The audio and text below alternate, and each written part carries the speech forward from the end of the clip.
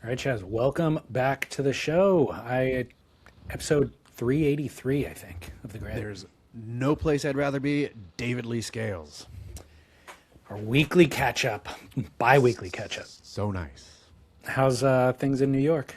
Great. Headed out tomorrow to Motor City, and I'm gonna miss my New York for those couple days, and then headed back here, and then straight back home. So at the tail end, it's everybody else. It's funny when you, I guess, with both vacation or extended work stay somewhere, the different vibes that people have of either wanting it to be over or me wanting it to stretch on.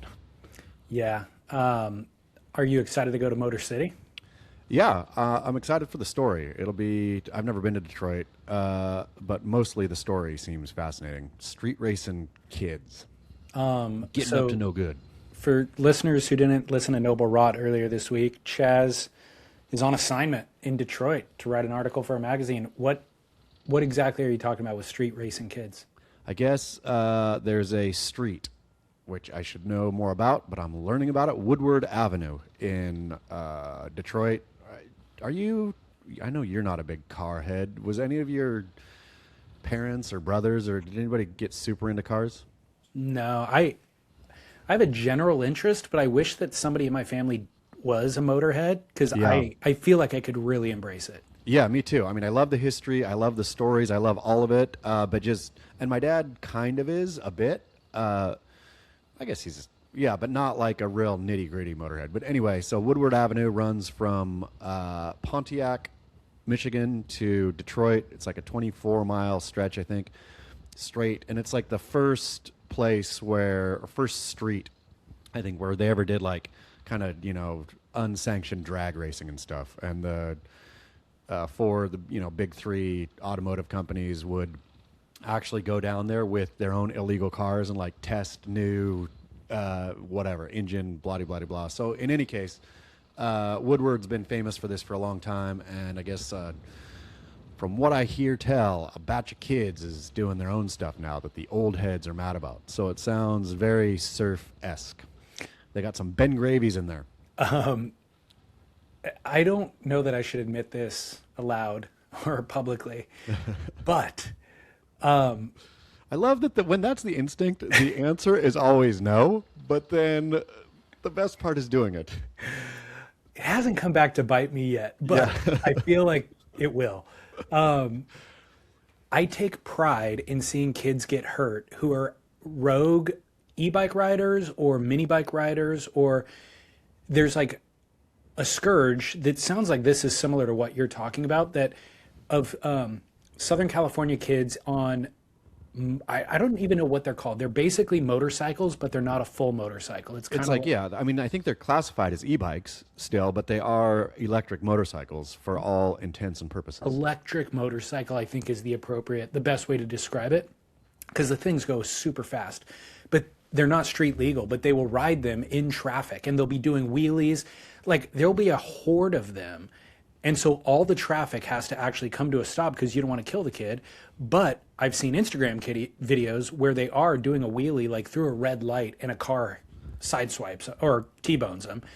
And I'm like, I don't want the kid to die, but I take a little bit of gratification in, you know, that happening. A couple in him dying. Not in him dying, but him getting hit. What Because is the level of injury that you feel good about?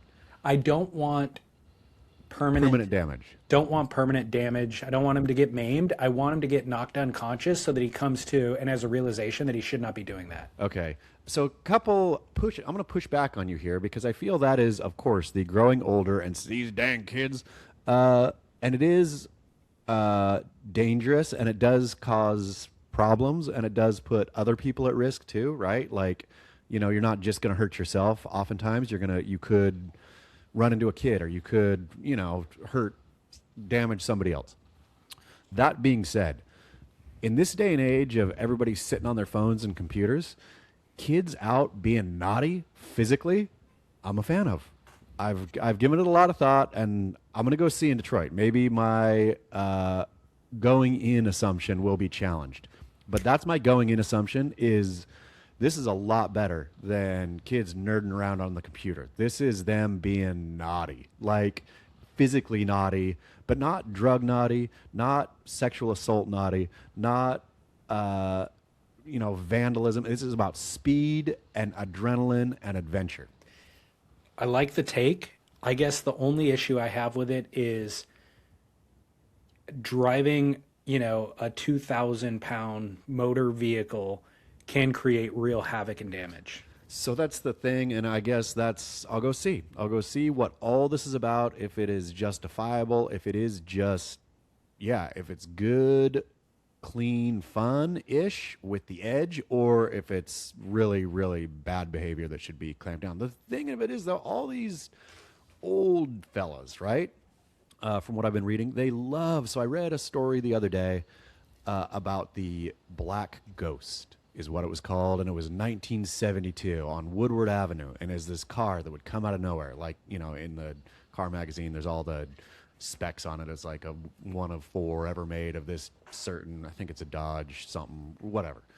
I mean, it's super important to everyone, but I'll get into those details. I'll figure out those details later. Any case, the Black Ghost would come out of nowhere and just burn, beat everyone on the strip on Woodward, and then just disappear.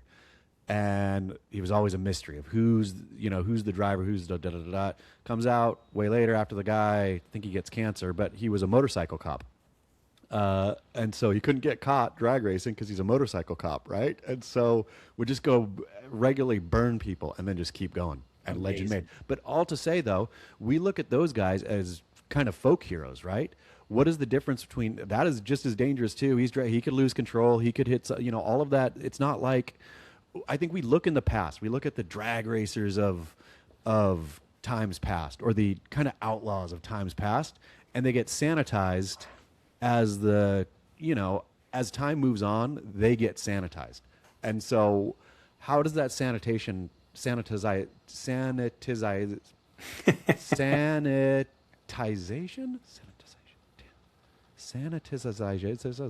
how does that happen? And will these kids doing it now, will their legend be sanitized for future generations? In like 40 years, that'll be the old heads, and there'll be stories about, the kids who took over Woodward kind of thing. So I don't know. Those are some various angles that I've been wrapping my brain around. I like it. I'm more interested now. I'll purchase the publication and read the article. How's that? But it's really the same diff with surfing, though, too, right? I mean, I feel every subculture has, these, and we deal with this all the time, or talk about it, and it's not necessarily dangerous, people doing dangerous things in surfing, but it's the kids doing different things in surfing, right? Like, so we bash on surf influencers fairly nonstop here, and I think they are definitely a worthy target to be bashed upon. But also, maybe there's some value there, right? I mean, the ones who are full-on posers, I think posing has always been a sin in this surf world, right? But even, I know Ben Gravy's old, but even the fun I've made at Ben Gravy is probably totally me being an even older head than Ben, right? Like, so what? He has a YouTube and goes and surfs novelty waves. That's cool. Like, why isn't that cool? Well, the pushback or the critics serve a role as well. So whenever anybody steps out of line, it's the culture's job to try to put them back in check. But a hero will emerge, or might emerge. And so that's the ghost, what do you call it? Yeah, the Black Ghost, I think. The Black Ghost. Yeah. So you have to have talent, you have to have purpose, you have to have a new way of seeing things to then emerge as the hero. Yeah. Rebel without a cause, And so that, I think, that's my issue with the e-bike kids is, I don't understand what the purpose is or what they're rallying against. Like, they're just going rogue and creating havoc. If there was one who was particularly talented or doing something, wild or interesting or cool or good, then he can emerge as the talent. The one thing I don't get about those motorcycle kids is the wheelie thing, right? Like, I get going fast. I get beating someone. I get skidding. Did you like to skid when you had your bike as a kid? Would you go like pedal fast and just really get a good skid going? After I learned how to ride a bike, there was a 1 week window where skidding was cool, and then I got over it really quickly. I think I still like a good skid. I think I'll throw down a good skid if I can on a bike. But in any case, the wheelie thing where they just go, like they're kind of the knee on the back of it. I mean, I see these kids going up and down through North County on various, kinds of e-bikes, but which I guess that's me being an old head maybe. Maybe now wheelie and how long you can wheelie is, I mean, I remember doing wheelie as a kid too. That was cool. But like wheeling for a mile on your e-bike is a thing. Yeah. Well, they should ride unicycles. It's funny that you should bring up this because so much of the news coming out of the surf world this week is about people getting injured. Yeah. It's about how dangerous surfing is. Great. Let's get into it. Well, before we get into that, the U.S. Open is on. Are you watching?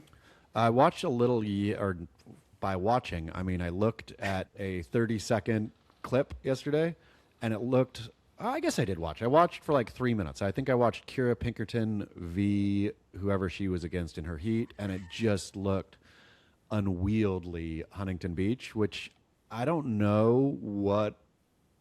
I always sound like I'm real negative Huntington, anti-Huntington, and I shouldn't sound like that, but I almost don't know what's worse to watch, Huntington Hop Huntington or Giant Closeout Huntington.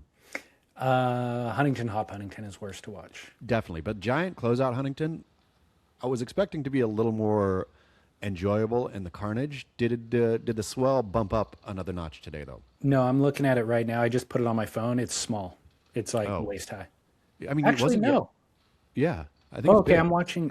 I was just looking at the wide shot. Now they just showed a recap of Jake Marshall winning his heat, and it's overhead. It looks actually really good. I think it's big and thumpy. Yeah, it looks really good, actually. So, having surfed Huntington Beach maybe 2,000 times in my life, it's so impressive to see what they do because I just saw this one clip real quick, so I don't have a real gauge on what the waves are doing today. But on the big days, like when Andy Irons did that crazy backside floater, those are days I couldn't even make the paddle out. Yeah. Like it is very, very, there's so much current sweeping. It is totally closed out by any, normal measure of like a regular surfer. It is closed out. And then you see Andy go out, get barreled, come out, do a huge floater. It's like, it really gives you a better appreciation for how good those surfers are. It's true. I feel when we watch them, and we've discussed this more than once, I feel, on the program, but when you watch them on good waves, you're mind surfing along with them, thinking that, even at Cloudbreak, that theoretically, that is a very tricky wave to read, right? I've read about Cloudbreak being hard to read, but you see it, and you're like, I got that. Look at that open up. I got that all day long. When you see these guys, though, in crappy conditions, I mean, said it before, like out surfing with Coco Ho on a medium-sized day junky medium-sized day in North County. And I'm like struggle bussing because I think the conditions suck out here. And then you see her go out and just rip the bag out of a wave. Well, where did that wave come from? How'd she get that? Because she's Coco Ho. Finding sections, Yeah. There's a Instagram dude who hates on things. Have you ever seen this guy? I've seen him. I just saw him hate on Huntington. All right, we're going to watch it. Here we go. Great. Huntington. I am a professional hater, hating my way across California, and today I'm hating on Huntington Beach. You know how in TGI Fridays it's always Friday? Here it's always January 6, 2021. And they don't just surf the ocean, they also surf the web, doing their own research on everything from vaccines to food dyes. The men are all jacked in a scary Joe Rogan way with tattoos of like an American eagle having sex with the Don't Tread on Me snake. And the women are like Marjorie Taylor Greene coated kettlebell moms who wear shit like this. I love the idea of someone not being able to find their boyfriend's name here. They do have both spellings of Peyton, which felt very inclusive. Are these formal brand partnerships? In Huntington, the bigger the truck, the closer to God. Even the cop cars are pickups. And they don't just back their boys in blue, they blow out their backs. I saw my first ever Monster Energy vending machine. I saw a crazy Jesus freak, and then a super friendly one who gave me $1 million. I was kind of nervous to film here because I thought my libtard ass would get beaten, but then I realized they love the First Amendment. The beach was mobbed because of the US Open. What if we kissed at the Hogue 360 photo experience? What if we kissed at the El Salvador Business and Investment Hub? I'm gonna tell my kids this was the Rizzler. I went to their beautiful public library where they are busy banning children's books and have installed this plaque. On my way home, I tried not to overthink the fact that I was driving on Hyle Avenue. On second thought, I'll just take small bag. Very funny, so spot on. I've thought, having driven through Huntington and surfed Huntington hundreds, if not thousands of times, but driven through Huntington, stayed in Huntington, been in Huntington. Huntington has been a massive, major part of my young adult to middle adult life. I've thought about Hyle Avenue so much. The funny thing is, I've never once thought about it. I lived off of Hyle for 10 years. I never thought about its connection to Germany at all. Which it wouldn't even raise an eyebrow in almost any other city except for Huntington, because Huntington has gone so proudly right-leaning. I'm not denigrating, but Huntington has branded itself. Obviously, it's City Council, the Magnificent Seven, all of it, right? And so to have that there is funny. It is funny. Also, how many times do you watch somebody on social media and just think, God dang, I could have done that. This, I hate on things all the time. I know. I'm somewhat funny. I don't mind traveling around. I could have crushed it at this job had I thought of it first, but I didn't. Have you seen, except then I think of the work it goes into, how many shops did he have to go to? But I guess you get good at it. But have you seen, I think it's called mullet reviews? No. So it's a dude, and it's always funny when you catch the dude before they blow up. I don't know how his account got fed to me, but now I think he's getting famous. But he was not as famous, or barely known probably when it came into me. But all he does, he's where is he always going to these? Kentucky and stuff, somewhere there. But just a guy with a mullet, classic, how you think he would look. And his whole thing is going to Chinese buffets, the real low-rated Chinese buffets, until he gets food poisoning, and doing reviews, and they're hilarious. I've seen those Chinese all-you-can-eat buffets my whole life, right? They're everywhere. I don't know that I've ever even eaten in one. He does a little architectural review from the outside, goes in, and always looking for the crab rangoon because he wants to go to Goon Town. I'm gooning, boys. But wait, they all have 2.1 stars on Yelp and stuff, but then he ranks them afterwards. So you said something about until he gets food poisoning? Yeah, which I thought it was so clever, and it is so clever. But then I've seen this a lot. I think it's one of those Instagram trends of people doing until I get ... I'm going to do something vaguely, ill-advised until I get day 37 of. So his, day 37 of going to the Chinese food buffets until I get food poisoning. Man, but you or I could have. That one's easy. You don't have to go anywhere. You're a food critic. You are a foodie. You could easily go to a Chinese buffet, eat the goons, and compare them to the other goons. You know what's funny or sad is when you find somebody who's trying to do the new Instagram account that will go viral, but it's not, and they only have 13 followers or something. Occasionally I'll stumble on that. I don't know how. Or we met somebody out in public one time, and it was our wider circle of friends knew this guy, and they're yeah, he's trying to become an influencer. And I was ooh, no. And you could just tell and so I that night went up and I grabbed my phone and I actually researched him and went to his account, and it was bad. It was him trying to do reviews of local restaurants and stuff, and I was yikes, dude. Quit now. Was he trying to be funny? No, yes, he was trying to be funny. See, that's a tough. Imagine your mullet review, right? And how many do your buddies must tell you this is really funny, keep going? I wonder how many of this dude you're talking about, how many of his buddies said keep going? You got gold content here. I think if they do, they're doing it just so they can continue to make fun of him. They're this is, and he might get famous just because it's that bad. The line between being famous for being cringe versus being, I wish we had another word for cringe. I feel bad every time I use cringe because it's so obviously overused. But I guess it's like, don't say gay. I don't know what to replace it with because cringe is like the idea of cringing is exactly what it makes you do. Yeah, it works. Well, back to surfing being dangerous. Injuries. Shane Dorian, I think we talked about this about a week ago, maybe on Extra Fine Grid, about Shane Dorian's injury in Indonesia. Yes. He wiped out crazy kind of lacerations, road rash or reef rash on his back, shoulder blade, and then injury to his head, pretty significant. And he used that as an opportunity to remind us that he has a tramp stamp. Boom. I forgot. Is it it is a Chinese symbol tramp stamp. It is a Chinese symbol tramp stamp. I mean, that injury looks gross, but let's not forget about that tramp stamp. That thing is... I knew about it, and I'm so glad that you and he both remind us about it. I know every once in a while he reminds me, and I'm like, oh yeah, Shane, forgot about that. You should probably hide it. Chinese symbol tramp stamp. And he's not tatted. It's not like he's tatted. I think it's his only tattoo. It's amazing. That is like, if this was a barrel or not, I'd go full barrel on that. If you're man enough to pull a Chinese symbol solo tramp stamp, then you are a man. Or you are at least very unconcerned with what people think about your sexuality. Was it a bet that he lost? I wonder what the Chinese symbol means. Well, I took it into ChatGPT and it could not identify it. Damn it. So we got to find a cleaner photo, I think, basically. Shane, reach out. Let's just make this easy. And I would like to know what Shane also thinks it means versus what it actually means.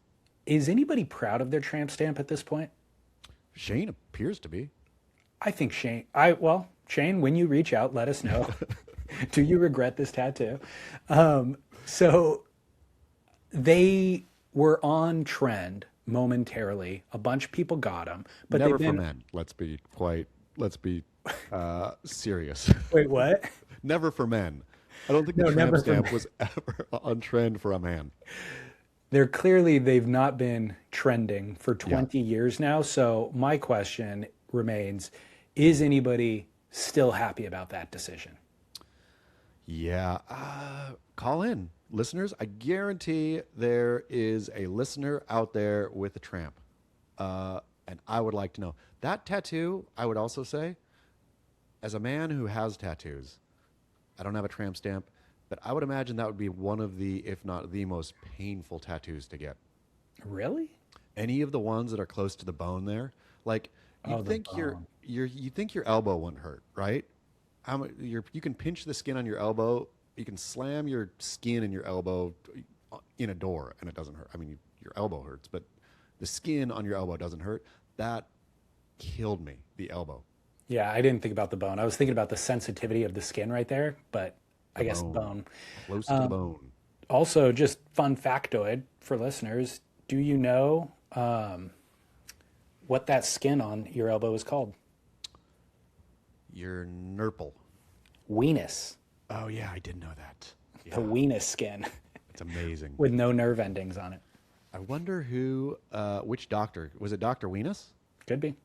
Because it is unique skin. It basically has no nerve endings until you tattoo it, and then it has the most nerve endings in the world somehow.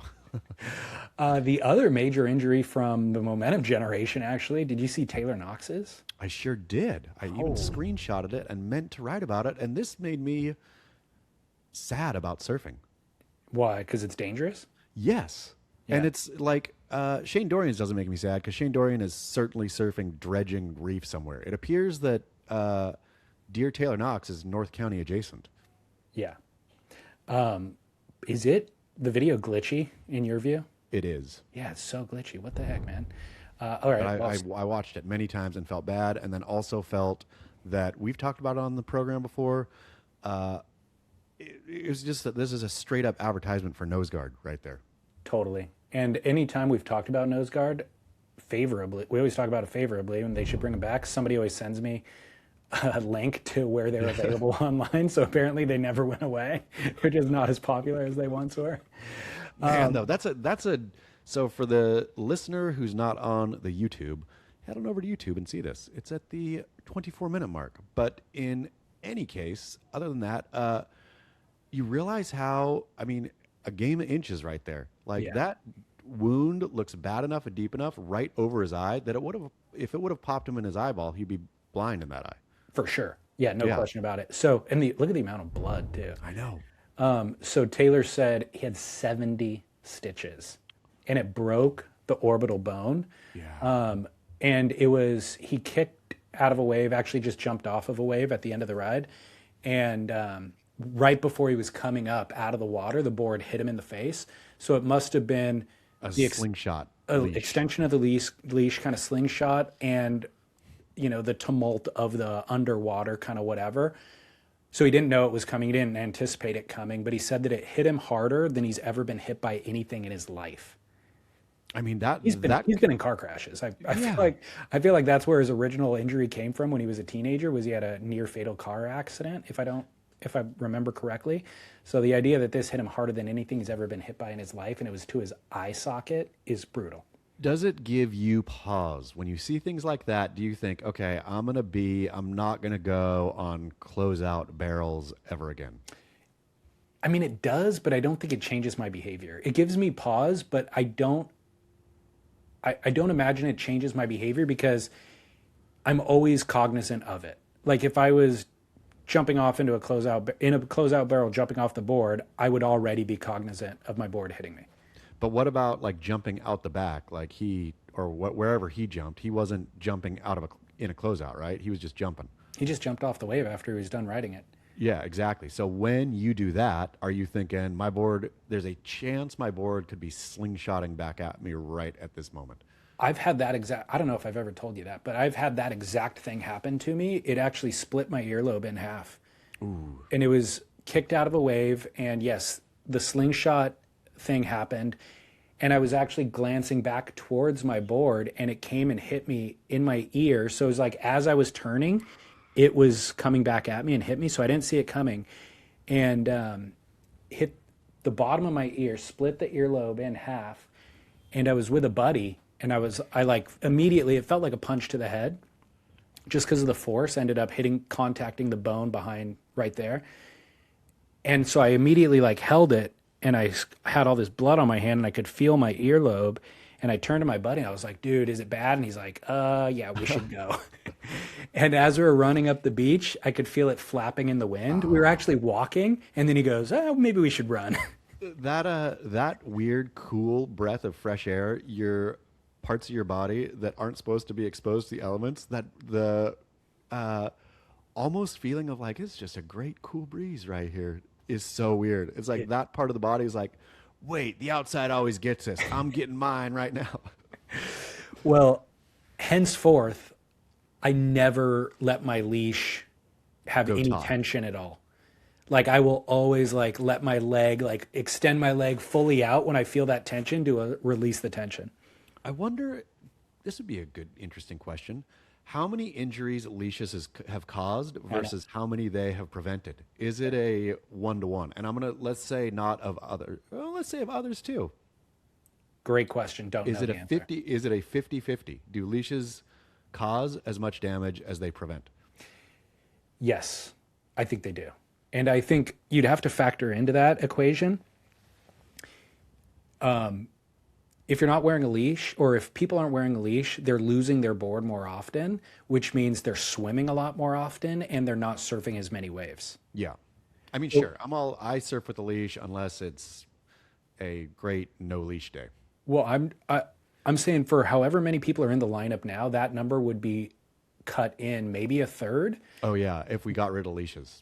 Because so many people wouldn't do the thing if they had to do that much swimming, or they would have tried it once or twice and they would have given up on it.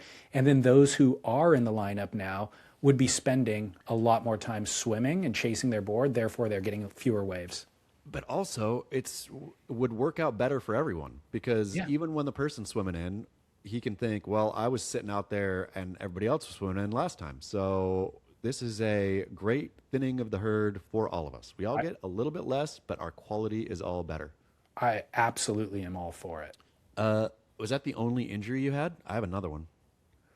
No, I've had lacerations and stuff. No, no.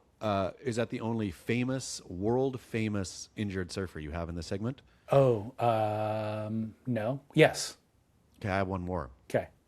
The great Scott Bass. I know. Scott, that gratuitous elbow shot, like, scared the tar out of me. I looked at that thing and it was like, yikes. How hard did you have to hit the reef to get that thing? Yeah, he just sent me a video of it this morning. I don't think I could pull it up quickly. It shows, first of all, everybody's of a certain age in this segment. Shane Dorian, Scott Bass, and Taylor Knox, all in their 50s. Huey Vaughn is not coming in with a gruesome, bloody injury here. Who is it? Huey Vaughn. No, Huey Vaughn is not. So I don't know if that's a reflection of anything in particular, but it's a reminder to you and I to be cautious. Did Scott Bass's elbow, was it a closeout barrel sitch? What was going on there? You've seen the footage? I didn't ask him yet. I was supposed to. I'm going to chat with him on Monday. I'm going to get to the bottom of it on Monday. Well, great. This is a great, because I'm going to listen to that show. I want to know what happened. Look at the smile Scott Bass has, though. Scott Bass is that kind of surfer. It's like, battle scars, my boys. That is gross, dude. Man, look at how gross that is. Look at the side cut there. Like, the one on the front elbow is gross, but the one on the side is like, looks deep. Yeah. Brutal. Sorry, Scott. Hope you're doing well. It's going to really inhibit his golf game. I'll tell you that. The other one that I had, not a famous surfer, but a collision at man is suing a wave pool in Cornwall. Derek Riley wrote this piece. How are you supposed to pronounce that? Cornwall? Is it? I don't think it's Cornwall. I've been there. I called it Cornwall. I think it's like Cornwall or something. It's one of those where it's like Greenwich here in New York, or if you call it Greenwich, you're a real kook. Right. I don't think it's Cornwall, but if you live Cornwall adjacent, call in with some pronunciation. I have extended family members who moved to Boise, Idaho. Yeah. And they always call it Boise. Yeah. Boise, Idaho. And I'm like, oh, God, you guys weren't calling it that until you moved there. You were calling it Boise. And now you live there and you have to call it Boise. Oh, that's lame. Man, the people who move somewhere and pretend that they've been there forever, that they're loc. If you called it Boise for 10 years, sorry, you got to keep calling it Boise moving forward. What about Louisville? Yeah, what do you say? Louisville? I actually say Louisville, I think. Yeah, Louisville. Louisville, but they call it Louisville. Yeah, no. Like they compress it. Nope. Anyways, a collision at one of Lochtefield's epic flow riders at Cornwall Resort has left an experienced surfer with a rare nerve condition and, he says, a lingering fear of the sport he once loved. And so he's suing for £500,000 or $650,000 US. The surfer was using the flow rider at the Ritalac Resort and Spa near, I don't know what, Cornwall, in July of 2022.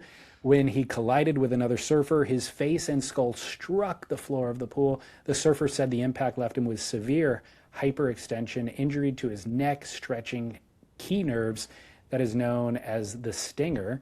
He immediately saw a vivid flash of white, felt pain run down his right side, and lost feeling in his right arm for about 40 minutes. The injury later developed into what his lawyers describe as a chronic burner syndrome, a condition marked by burning pain, numbness, and tingling radiating from his neck. He says the condition has also left him with numb fingertips in both hands, compromising his manual dexterity and causing him to regularly drop objects. Anyways, he's suing for £500,000.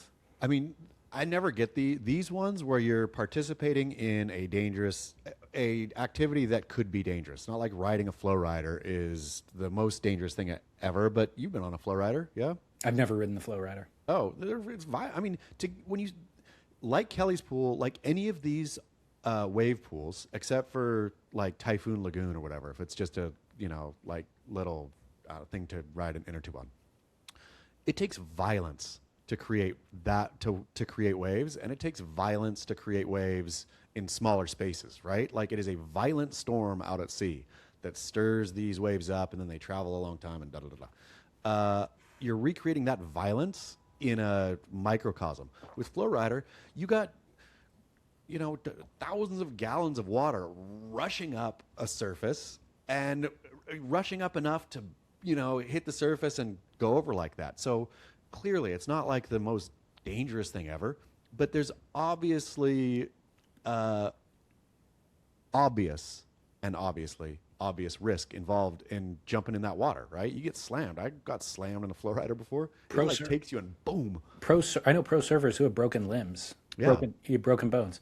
So it is super dangerous. It's, first of all, at least 6 feet tall. Yeah. So when you see famously in, I think it was the Endless Summer 2 or whatever, somebody getting sucked in over the falls on that thing, you're falling from a 6-foot height. Yeah. And it is, if it's not concrete, it's something equally as hard as concrete. It's kind of, the one I rode was kind of squishy, but it's like kind of squishy, right? It's not squishy. And there's less than 6 inches of water separating you between that and the hard surface. So you don't have to be a genius to know that's dangerous. But I don't, and I guarantee there are obvious signs everywhere.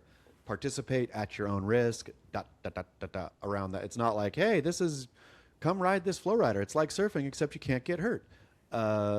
These people that do this sort of thing wreck it for everyone. I agree. Yeah. And for sure, he had to sign some sort of a waiver liability, so yeah, I agree. Super dangerous. Engage at your own risk. Sign the thing and do it or not.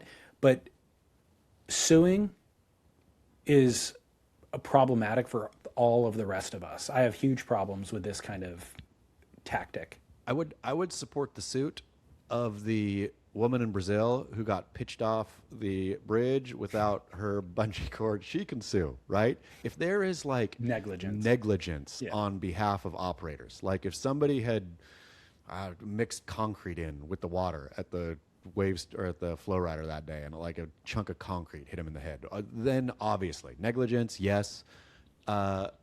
Regular wear and tear or normal expected outcome that you signed a waiver already about, absolutely not. Yeah, I see this as hugely problematic. But you know what? It gives me an idea. How much is he suing for, and what fear of surfing?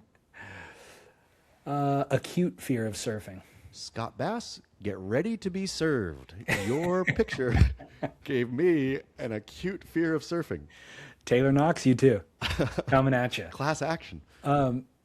So adjacent to the woman being thrown off the bridge without the bungee being attached, did you see the cliff jump that went horribly wrong at Sunset Cliffs? Yes, the kid bounced off his, that one right there looked awful in a way that, because it doesn't look that bad at first blush, kind of, right? I mean, it's bad because, so for those who don't know, the Sunset Cliffs, kid jumps off, mistimes the jump, basically bounces off his butt and then into the water.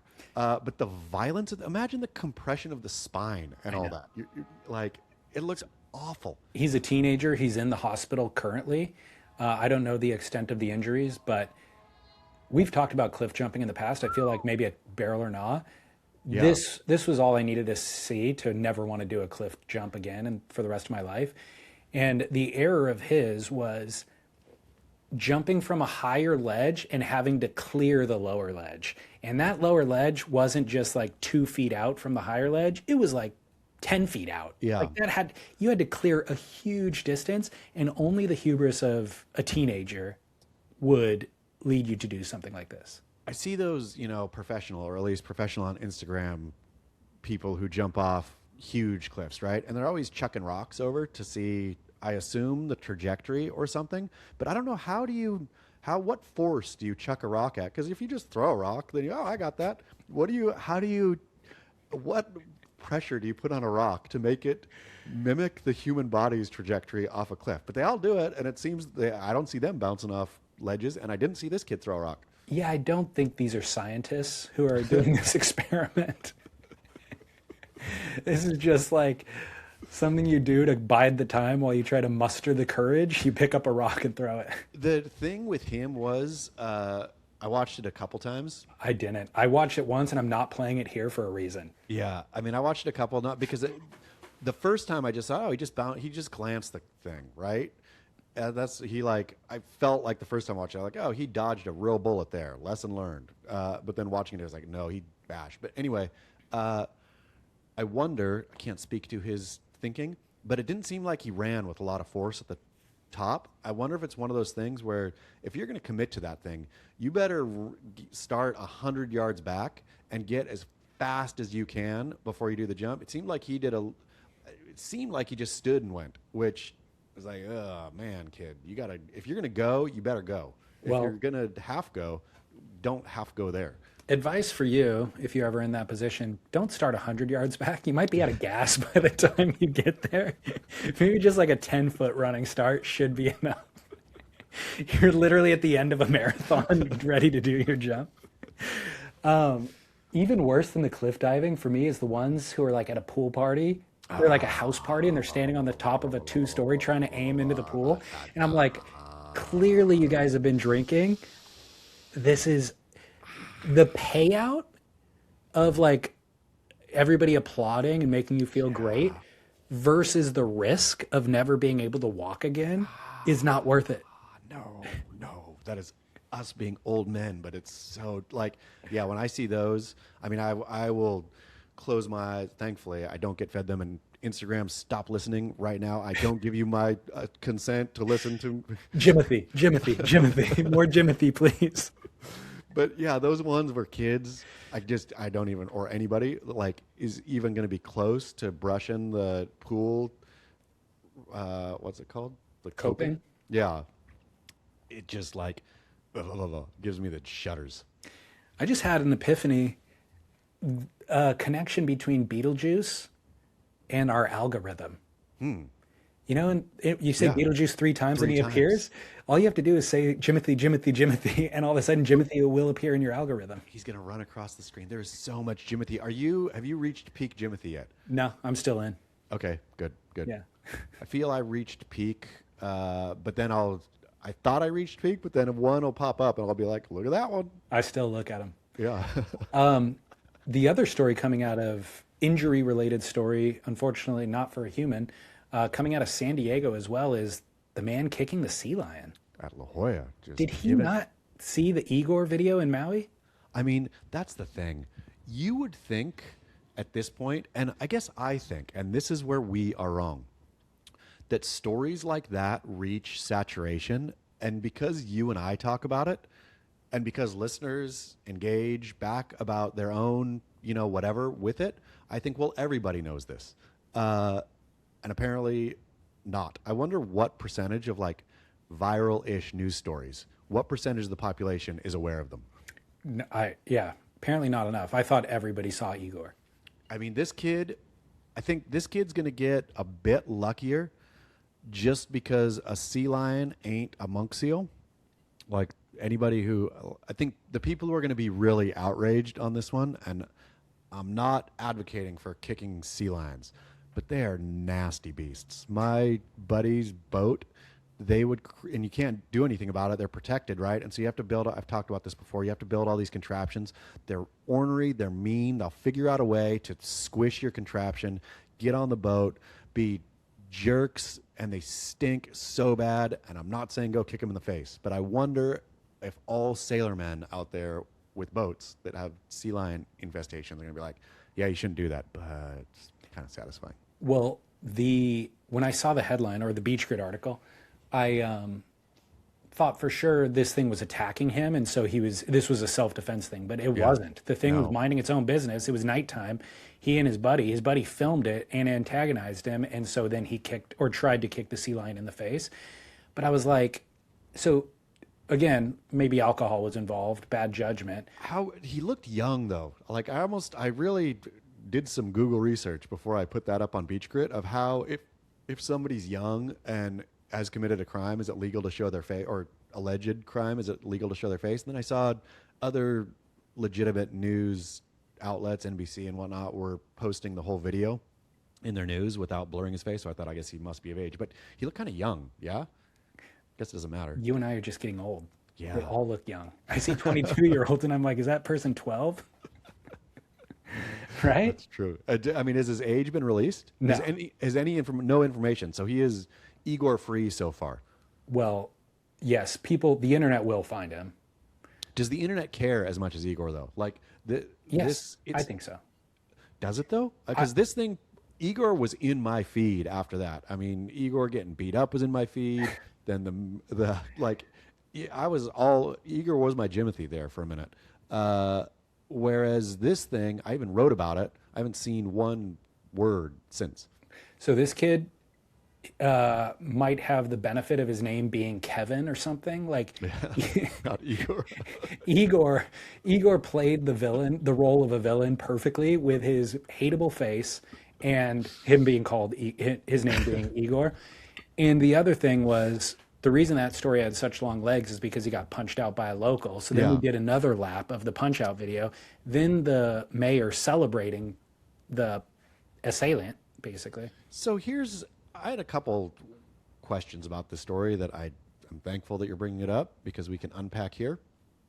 Hawaii has a pride in its street justice, right? And from Dahui to, Wolfpack to whatever, right? Like locals taking the law into their own hands and everybody applauding, rightly so, right? Like, I mean, unless it's egregious and evil. La Jolla also kind of pretends, at least, to have the Bird Rock Bandits and who else is there? The Wind and Sea and they have their boys in La Jolla. Where's one of the boys? Maybe they're operating right this very moment quietly. They could be. They could have Kevin on the couch and just hitting him with a bag of soap. Yeah, well, more to come on this one. More as this story develops, as you say. I'm going to say it's not going to develop. Okay. The thing is, there's an entire Instagram genre of justice warriors, of dudes who basically operate as a reporter in selfie mode, where they show you the video. They go, remember this video of this racist or this Karen at Starbucks? Well, we found her. Somebody tagged her in the comments, and now she's been fired from her job, and they give you the whole update. Do you enjoy those videos? I see they get fed to me from time to time. Like, oftentimes I wonder, okay, that's all fine and good, but is the punishment fitting the crime here? I mean, should somebody lose their house and be fired forever because they were a Karen? The problem with it becoming a genre is it started with legitimate examples of somebody being a very bad actor and then getting adequately punished for it. Those ones I liked. But now, I feel like the person doing the drive-through. What's that? It's like somebody rude at a drive-through. Yeah. And we found him, and now he's fired, and his kids got put into protective custody. The other problem is the reporter on the screen is a little too jubilant. Yeah. They're like taking great pride in, well, Karen, I found you. And did you know, I also found your home address and the school that your children go to. And it's like, bro, chill out. Like, this isn't a happy thing, So, well, let's move on. Veyer, Tools to Live By, brought to you by VeyerWatches.com/Surf Splendor to save 15%. This was not a submission from a listener. This was an article that you just wrote this morning about the movement coach, Jana Barrett. But I figured, let's discuss it in the show, and I feel like we can provide some guidance here and create some sort of tools to live by. Great. Explain what happened.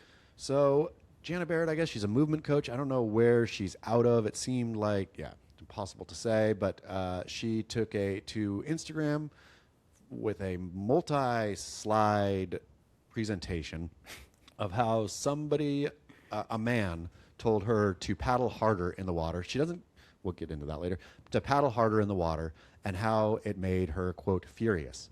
Then she goes on to describe why it made her furious, how she doesn't know the man doesn't know her, the man doesn't know whatever, she's going through, et cetera, et cetera, et cetera, on to the why do men feel that it is okay for them to comment ever about anything on a woman.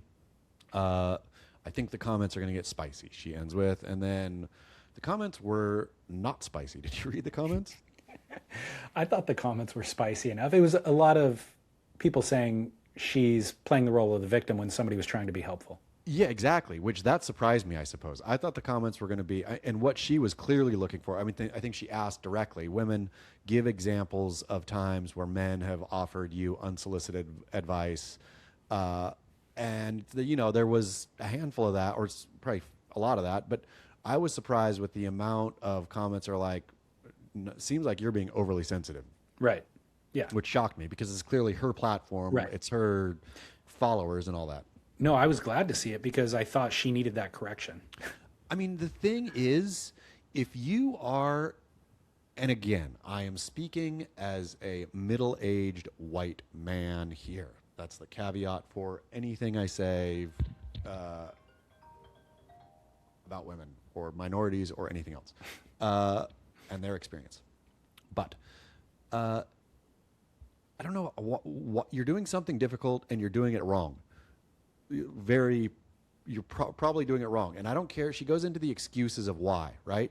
I don't care about the excuses. You're still doing it wrong. Just like if people have yelled at me to paddle, right? Like, and it hasn't been, maybe it was negative and maybe I'm a white man, so I didn't take it negative, but I always took it as an encouragement or like, you got this one, right? Like, go, go, go, style. Again, I don't know if this guy was like, dismissively sneered, paddle harder, bitch, and then whatever. But it seemed like she was so out of line, so self-righteous, and so not wanting help that she's going to shoot herself in the foot. And fine, I'm going to paddle really weak all the time. Don't tell me what to do. I'm not going to catch any waves. That's what I want. I don't want to catch waves. I just want to paddle weak. I guess talking about punishment fitting the crime. She said, I just pulled up the post. She says, a man I never met shouted, paddle harder at me in the surf last week. It made me furious, exclamation point. Furious. So that's where the punishment is. It made me, not an exact analogy, but furious over somebody saying paddle harder. That is bizarre to me. Like, and she even admits that his intention was good because somebody in the comments section said, it seems like somebody was just trying to be helpful to you and you are taking this, personally. And she replied back and said, I do believe that his intention was good, but would he have said it to a man? Yes. So now she's taking umbrage with, I'm a woman and he's treating me differently. So to me, I'm like, first of all, that's still not enough to get furious about. Secondly, you go through her slide carousel and she says, she points out all the ways that women are different than men. Yeah. He says, he doesn't know me or what my body's recovering from. When men are on surfboards or in the gym or on the trails, what they never see is a woman paddling through day 2 of her cycle, surfing through perimenopausal fatigue, and no amount of sleep fixes it, recovering from illness. So I'm saying, my confusion is, you're saying, would you say that to a man?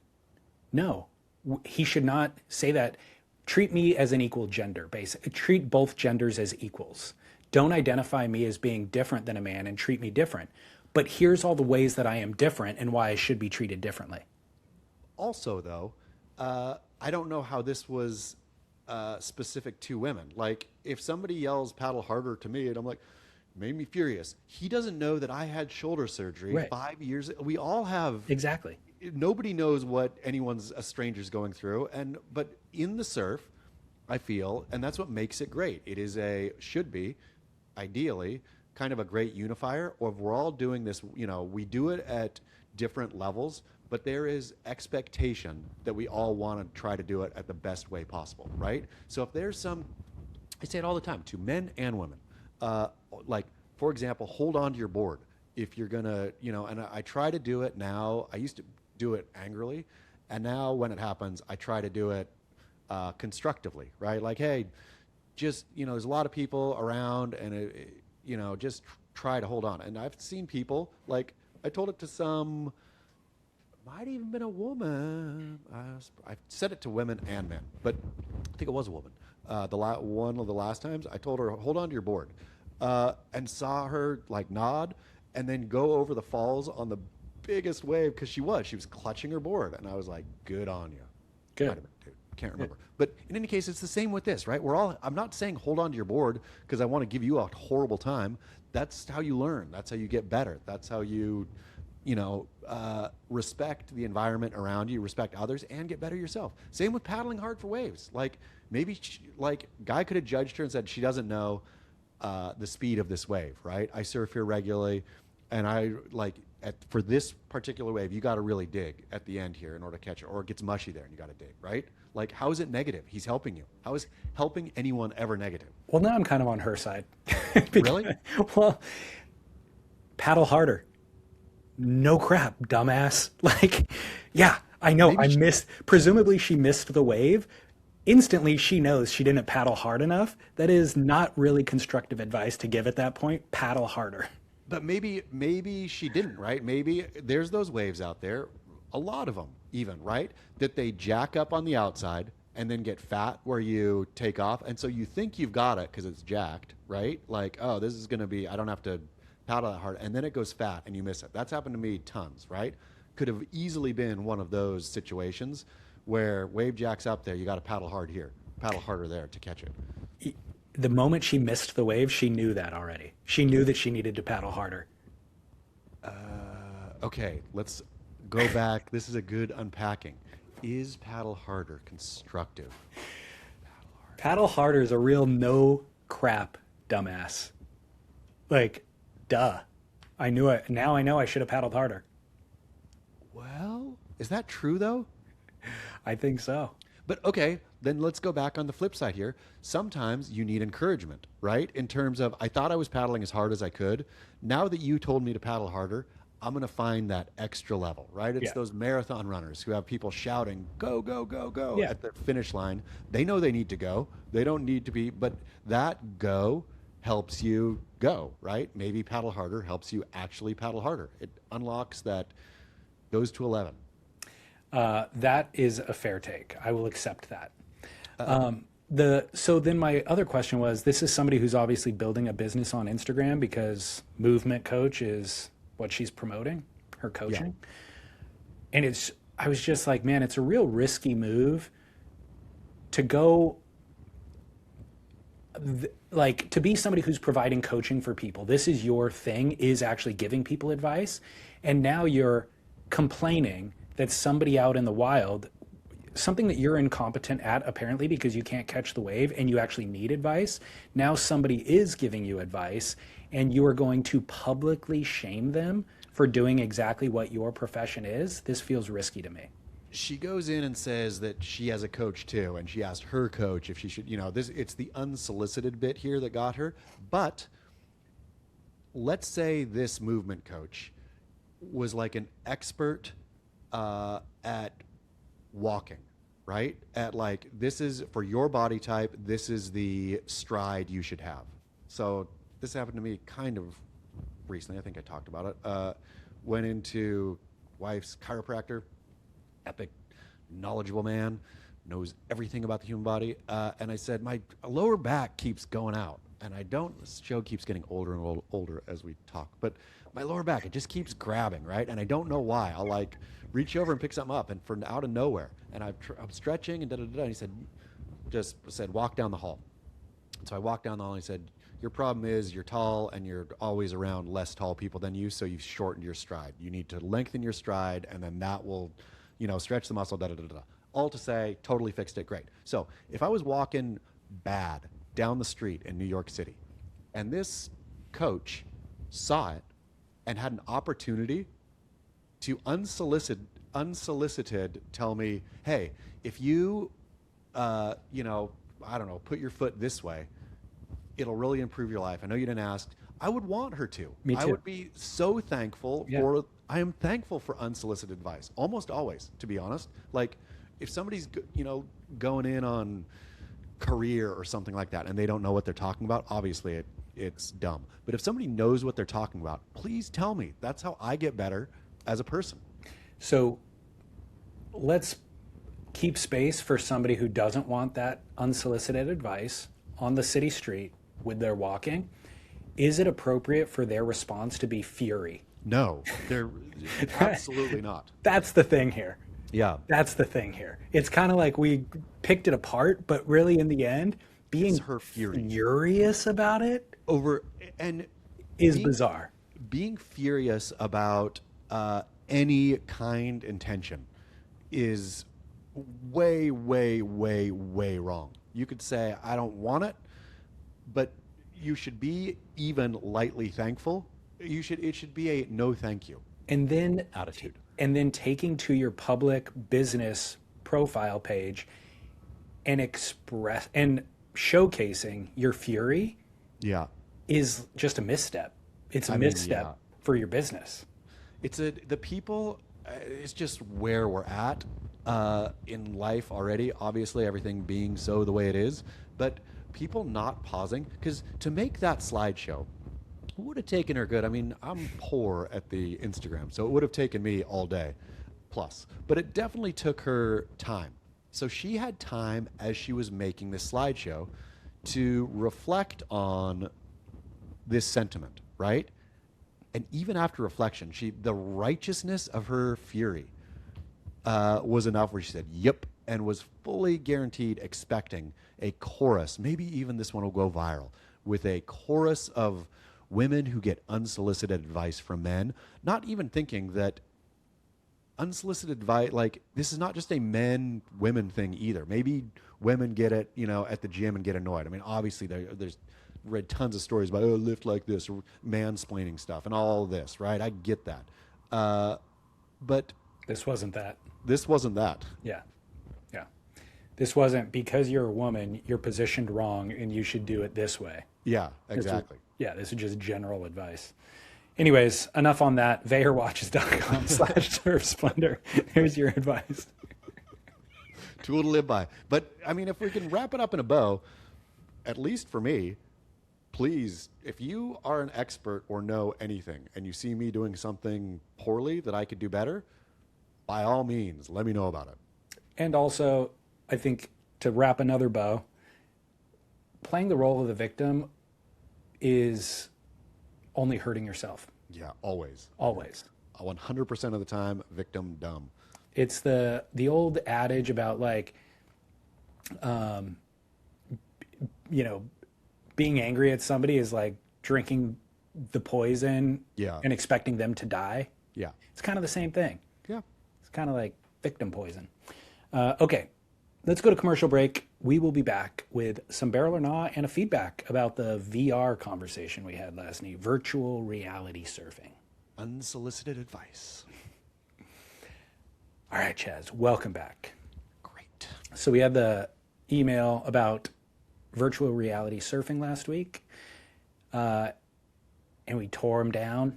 Alejandro got ripped. It's funny. I don't know if, well, read the email and then we can discuss further. He had sent in a previous email from weeks prior about whether to wear no-show socks. He got ripped then too. So he replied to last week's show and he said, first the no-show socks, now the VR. Man, I'm getting ripped into on my own pod, or on the pod at my own discretion, submitting these questions.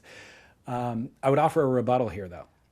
I think if I were able to actually feel what someone can do on a wave that I can't yet, I would be able to take that knowledge and have a better idea of what I could actually achieve in surfing.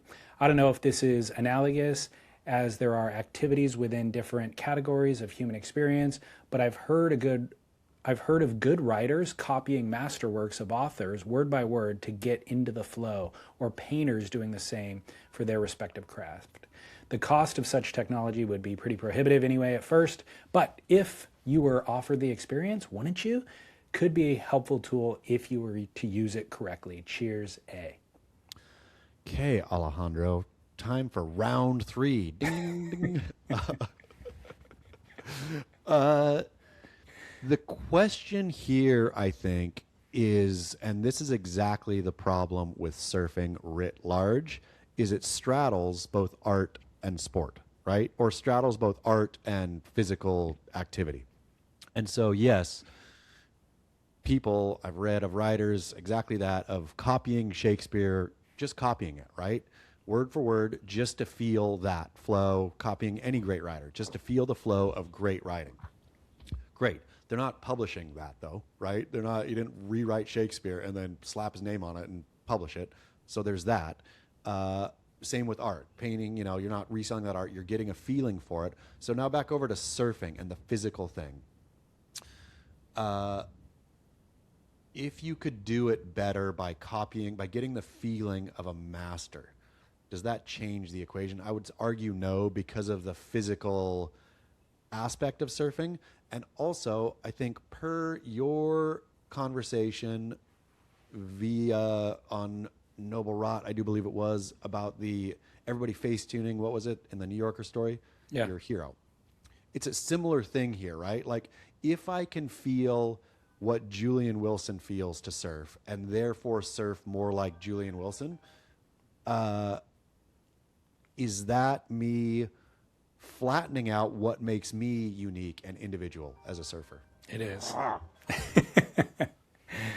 You're a busy man, popular. No, this one right here is like, doesn't take it. It's one of daughter's friends and cannot take a hint on the call. Yeah. Like, once you get slammed, the phone slammed 4 times, then know that there's something else going on and somebody will call you back later.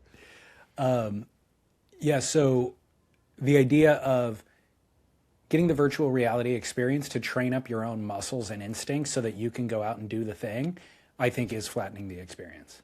Yeah, I mean, and again, will never surf like Julian Wilson. I could become a better, the argument I suppose would be, you're still going to be you. You're just going to have more. But what if where Julian puts his foot, and then I'm like, oh, but now I'm surfing different than me, right? Yeah. So, which is what we talked about last time, is would you exchange your personal experience for expertise, but it's not you, right. Somebody else. Yeah. Which is still the VR problem. We're headed that way. I don't think this is that Alejandro, far off. I expected so much more of you. I thought you were a thinker. I thought you were a artist. I thought you were like a Renaissance man, and here you are, just wanting everyone to plug into the Matrix. It is shame on you, Alejandro. Shame. He won't even be Alejandro in the near future. Who will have different portions of different people's experiences implanted into his brain to create an amalgam of other people. Well done. Yeah. Quote, unquote, Alejandro. The Alejandro we once knew. And loved and appreciated. Yeah. Rest in peace. Just a facsimile of Julian Wilson. And why'd you pick Julian Wilson as the surfer, by the way? It's not like super dated, but it's kind of dated. I mean, this show is, I told you, this is an old man show right here. Barrel or Nas. I got 3 of them for you. This was the thing that I was emailed about most this week. The dating app partnership with the WSL, Barrel or Nah. Ooh, which dating app is it? I didn't see it. It's called Surf. It's a yeah, dating app called Surf. I saw it. Why not? I guess it seems like if you are, okay, Barrel, because here we go. If you are a fan of the WSL enough to use their dating app, then your partner is there. Oh, your like-minded person is right there. You actually found a clone, which is what so many people on dating apps kind of want, right? They want a version of themselves. Man, you're right. Yeah. This is shocking to me. Imagine the person who's watching the WSL and says, I'm a surfer. I would like a surfing partner. Look at this app. They're going to find their partner. Yeah. Yeah. I guess if the question is, if you're setting as like the goal or for Barrel or Not as finding your actual dating partner, then sure, this could actually lead to that. I think if you look at it another way, which is the WSL, wanting the WSL to represent core culture and then them doing a partnership with a dating app, it just seems bizarre. Ship long sailed on the core culture. Yeah. Like that's, yeah. But also not to go on dating apps here, I just can't even speak to it. I've never used a dating app. But I'm always shocked by the lack of efficacy, I guess, and people complaining perpetually about it, and new dating apps able to be created and thrive, maybe. I mean, I see them advertising all around New York, so they must have big budgets and whatnot, that are basing their entire business model off the dating apps don't work. But now we've got the one that works, and I'm always wondering, how don't they work? I mean, I guess because you just, I don't get it. So you don't need to explain it to me. You have before. Surf Dating is a swipe-free dating app that uses a grid-style layout, human-verified profiles, and detailed interest filters to help users connect based on shared lifestyles and community events. I don't know why it's called Surf. It's not just for surfers. No. It's not for like, I'm looking for a partner who surfs, and I know that's what I want, activity-based surf. It's not that? No, they have, I just clicked on their website, and there's other activities that they're advertising. Do you think the person who clicks on the surf dating app feels shame? What kind of shame? Shame about what? A deep shame of, this is what it's come to. I watched a World Surf League broadcast. They have this app partnership, and this is how bleak it's gotten for me. Nope, I don't think so. Life. No. You don't think any shame. People are like happy. They're like, yes, I was waiting for this.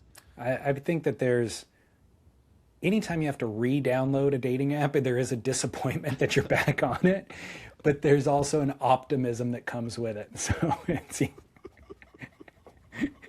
it's equal parts disappointment, back here again. Hey, look who's still on here. I remember that person. And then there's the optimism of maybe there'll be somebody fresh. I can have a fresh start. Well, good luck to everybody. You're getting barreled out there on surf. Good luck. Barrel or not yoga. So this fits in with our injuries from earlier in the show, a way to potentially prevent them. But this came from a YouTube comment on our video last week where our buddy Charlie had a river surfing experience with Jerry Lopez. So somebody commented about that, and they said, Jerry Lopez, with his achievements and yoga practice, can live his life freely and be nasty or nice as he sees fit. I don't think we're going to understand or resolve the man in a way that works from a conventional perspective. Yoga teaches you autonomy and freedom from the cycle of suffering that is existence. And there aren't rules about what, who, or how you should be. That's your problem, and yoga supports you to make the very best of it as you can. My point is that in the yoga tradition, you are practicing to free yourself from the values and constraints that society imposes upon you. And how you behave wouldn't be understood by looking at it conventionally. Jerry saw a dude at the river that seemed cool, and he helped the guy figure it out. In another moment, he might seem selfish, arrogant, or ugly, but maybe that's, for him, it's all the same. He is not affected by your perspective on it. We're talking about soft tops, and he's having a cup of coffee on his deck, shaping surfboards, and taking his turn in the river. I don't like the guy, never really have, but good for him. That's a great comment. Yeah, barrel yoga. Yeah, I mean, I don't think you can unbarrel yoga. I think yoga's super barrel, and it's something that I've, at different times in my life, done more consistently. Absolutely always saw the benefit of it when I did it, and for some reason, I don't do it. Yeah, I know. It's one of those, unlike you, I have never began a yoga practice, but it's one of those things that I think every 6 months, you know what this dude needs? I just need to get serious about yoga.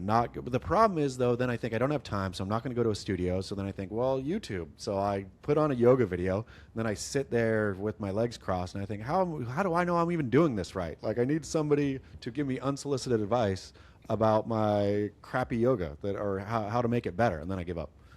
You've actually put on a yoga YouTube video? Yeah. Amazing. Because I was like with my dang back until the chiropractor told me to walk different. I thought I'm going to stretch. So I found like a 15-minute stretching video. And I thought, well, if I'm doing 15-minute stretching videos, I should do yoga. because yoga is stretching that's better-ish, I guess. But yeah, it didn't stick. It's not only is it stretching, it comes with all of this spiritual awakening that our emailer or our YouTube commenter told us about. Yeah, I'm already a Christian. Don't need that. Well, I don't think it's religious. Yeah. I do think there are culty aspects to it though, or inevitably, somebody who gets really good at yoga, other people want to follow, and then that goes south real quick. Yeah. So Barrel, though, yoga. be aware of that. Don't start following Jerry Lopez. Barrel or not, adults drinking milk as an adult. No barrel, but I'm not talking adding it to your coffee. I'm talking you're at a restaurant, you order a glass of milk. I used to, the old spaghetti factory. Are those around the entire United States of America? I like how you called it by its proper name, the old Spaghetti Factory. Spaghetti Factory. Because I often refer to it as Spaghetti Factory, but it is the old Spaghetti Factory. It is the old Spaghetti Factory. I used to regularly, all the way through college, I think, go order my spaghetti and my spumoni and the rest of it, and get a glass of milk alongside. But it's so stomach turning to even begin to think about that at this point in my life. So at what age did you stop drinking that milk? I probably stopped drinking milk as a 21-year-old. Fair, yeah. So I was probably a late bloomer too, right? My body was still craving it. Spaghetti with milk. Yeah, spaghetti. Like it was such an 8-year-old boy meal. Spaghetti and milk. Spaghetti bolognese. That is a funny pairing for some reason. I just pulled up their website. They do still exist. But are they everywhere? Is this mostly a West Coast thing? Are they in Florida? Are they in? I don't see them in the East Coast. So they are in about 10 states. Looks like Washington, Oregon, California, Arizona, Utah. It just goes like across the country in the middle. It goes from Utah to Colorado to Nebraska to Missouri to Indiana to Kentucky. So maybe there's great franchise opportunities on the eastern seaboard of these United States. I remember, did you love the Spaghetti Factory? Dude, I haven't even thought about Spaghetti Factory until you brought it up. And I gotta say, it is a weird experience in a spaghetti factory. Like very, very bizarre, but I did love it. I loved it. I mean, they were always the ones I went to at least, were always in old buildings. Yes. And they would retrofit them like old timey cool, but it wasn't like over the top like at Chili's or Applebee's. It wasn't like, pieces of flair on the wall or anything. And maybe to my young-ish mind, it felt luxurious, but not actual luxury. I knew it wasn't a fancy restaurant, but it was like right there on almost a fancy restaurant, but fancy for me. It had this tinge of a Old West saloon kind of. Yeah, it did. Like when you go to, I don't know where you would be, where you get like your photo taken and it looks like in a photo from the 1800s and you put on a cowboy outfit, it kind of looks like that. Yeah, but also it was like, there was something about it that felt elevated, even though it was old-timey, like it was, but kind of elevated. And I remember being able to afford it in college, like not all the time, but I could take a date out to the old Spaghetti Factory, drink my milk, eat my spaghetti, get my spumoni, and be in and out of, I think it was like $12 or something for a salad, a plate of spaghetti, and a spumoni ice cream at the end. How does spumoni rank on your ice creams? I like spumoni a lot. It was always spumoni, and that was the only place you'd eat spumoni, which made it all even more special and luxurious feeling. Do you remember the Italian sodas that they had? Yes. They had like, I don't know if they just made them there. I don't think it was a brand, but they had like... No, I think they made them there. Yeah. And it would be like dosed with like lemon lime or an orange one or a grape one. Yep. It was a real... Man, I loved the Spaghetti Factory. Now that we're thinking about it, I have great memories. Yeah, I know. What a weird concept, though. Like, for the founders of the business to be like, okay, we're going to use the word old in the title. Nope, that won't work. People don't want old food. They want new food that's fresh and good. Nope, we're going old timey. We're going to make it, it's going to be a spaghetti Italian themed restaurant, but we're going to make it look like the Old West. And we're going to call it a factory. The floor is going to creak when a bad guy walks in, but only a bad guy. We're going to put one of those doors that swings, like it's only covering, the door is only half, but the half is in the middle. Not the bottom half, not the top half, it's in the middle. I want to say, and I could be getting this wrong, my dad grew up in Kent, Washington, where old Igor hails from. But he worked on a ferry in the Seattle harbor. But then, and I could be wrong, but we'd always go to the spaghetti factory in Seattle when we visited his dad and mom. And I think he told me he worked at the old spaghetti factory, which I thought, wow. But maybe he didn't. Maybe that's all mashed up with him working on the ferry in Seattle. But in any case, I think the Seattle spaghetti factory might be the first one. Okay, I'll dig into this. I'm gonna next time I'm in Fullerton. Yeah, I'm going, man. Yeah, the other thing though, it's got to be a great margin on that though. But spaghetti is super cheap. Yeah, and you can make all the sauce ahead of time, right? It's not like so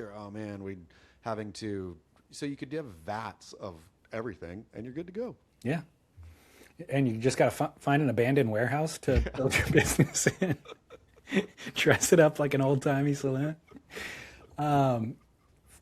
Really weird that we both have that experience. I think the vast majority of our listeners have never even heard of the spaghetti factory. Anybody, Irvine, anybody Orange County for sure has either gone to the Newport Beach one there because they have the spaghetti factory on the peninsula, or to the Fullerton one. Okay, guaranteed. Okay, all right. Call in with old spaghetti factory stories. We can make it a whole segment. How do you feel about spumoni? Yeah. I've never seen spumoni at the grocery store, by the way. I don't even know where you would buy it. Ever once. Yeah. I think I had spumoni in Italy once, and it was as good as remembered, or as good as I recalled. The flavor is like, is it candied cherry and... I want to say it's pistachio. The red might be strawberry and chocolate, and then they do put the candied cherries in there too. But it has its own unique. It's not just a Neapolitan ice cream. It is its own flavor way. Yeah. Before we get off here, I'm looking at this right now. What is spumoni? I also feel like it might not even be Italian. It's got to be like New York Italian or something. Let's see here. What is spumoni flavor? It's you're right. Chocolate, pistachio, and maraschino cherry. Yeah. Yeah, I knew the green was pistachio for sure. Yeah, but it's the cherry, not the strawberry, I think, and the maraschino cherry that gives it that unique, delectable spumoni flavor that we all love when we're finished with our plates of spaghetti and glasses of milk. It's created in Naples in the late 19th century.